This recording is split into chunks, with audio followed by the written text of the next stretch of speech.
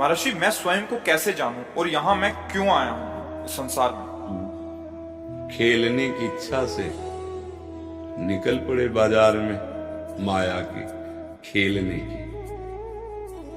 ऐसी आकर्षणकारी वस्तुएं देखी कि अब केवल खेलने की इच्छा नहीं रही, भोगने की इच्छा हो गई। और जब भोग मां अपना आकर्षण अब तो जी नहीं सकते इन भोगों के बिना, भूल हो गई। खेलने से निकले, इतना आकर्षण लगा कि छू के देखें, चख के देखें, भोग के देखें, भोगा तो भोगों में इतना आकर्षण हो गया कि अब लगता है हम इनके बिना जी नहीं सकते। ये हमसे गलती हो गई। और हम हैं सुख राशि, ईश्वर अंश, जीव अविनाशी, चेतन अमल, सहज सुख राशि।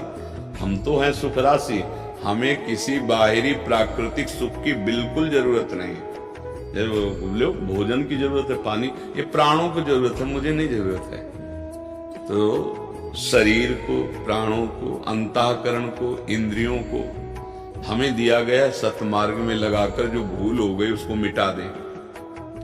जैसे जल निर्मल और शांत होता है तो नीचे तह में क्या है पता चल जाता है, ऐसे जिसकी इंद्रिय मन निर्मल होती है, चंचलता रहित होती है, तो अंतःकरण में वो देख पाता है कि मैं कौन हूं, वो समझ जाएगा। पर अभी मलिन, अब दर्पण जैसे है पर मलिन है तो फिर चेहरा थोड़ी दिखाई देगा, उसको साफ करना। तो ये जो सत्संग है, साधना है, भजन है, ये दर्पण की सफाई हो गई। जहां अंतःकरण निर्मल हुआ वहीं तुम्हें अनुभव हो जाएगा आत्मस्वरूप, तुम भगवत स्वरूप हो।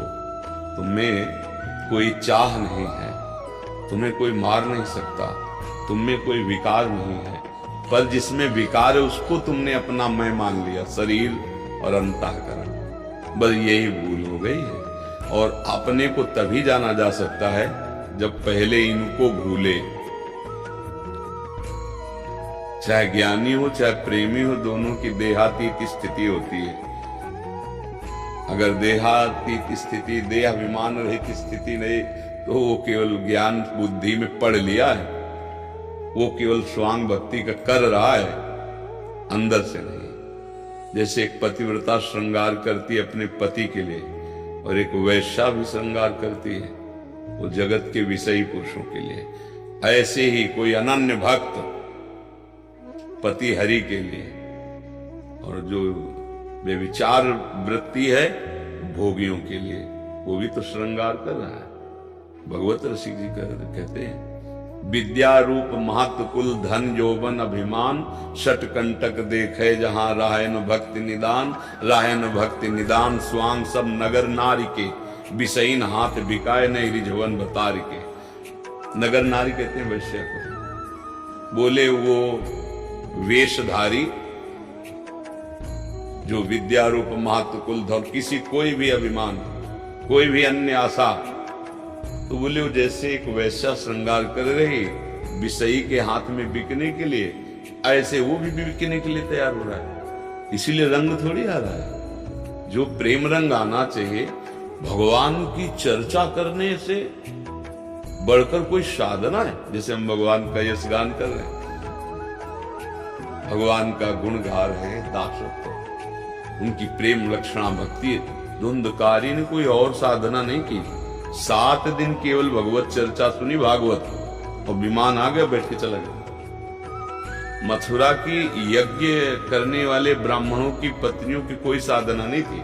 वृंदावन से मालिनी जाती थी पुष्प लेके, दोना पुष्प घर घर पहुंच बताती थी, आज जो नंद के लाला ऐसी पोशाक धारण किए थे, ऐसे खड़े थे, आज ये खेल रहे थे, आज बकासुर मारा, आज अगा। सुन सुन करके हृदय कृष्णाकार हो गया।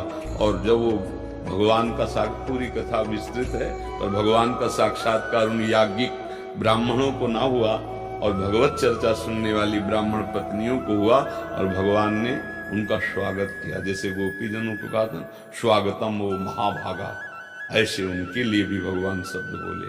भगवत चर्चा हम लोग करते हैं पर हमारे हृदय में प्रीति नहीं उत्पन्न हो रही। चौथी भगत मम गुण करे कपट तज गान, यही कपट होता है कि हम जय तो प्रभु की बोलते हैं लेकिन हम अपनी कीर्ति चाहते हैं, अपना सम्मान चाहते हैं, अपना सुख चाहते हैं, तो वो मिल जाएगा क्योंकि वो तो कल्पतरु है, भगवदयस। लेकिन प्रेम नहीं मिलेगा, ज्ञान नहीं होगा, भगवान की भक्ति नहीं होगी, जीवन का लक्ष्य नहीं समझ पाते हैं। इसलिए खूब नाम जप करें, भगवद आश्रित रहे।